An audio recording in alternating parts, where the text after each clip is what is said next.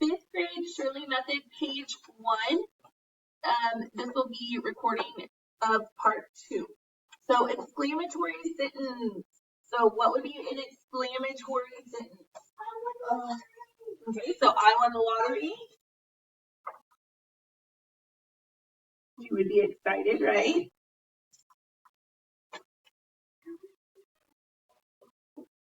And then E for exclamatory. Imperative. Imperative is a what? Command. Okay. So me your cat. Okay, go clean your room. Okay. You guys probably hear that a lot.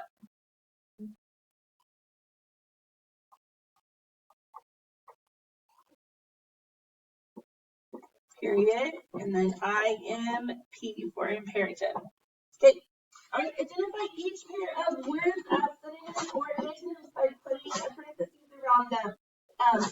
What I would like you guys to do is circle this so that I can see them a little bit better when I grade it. So, disturb, irritate.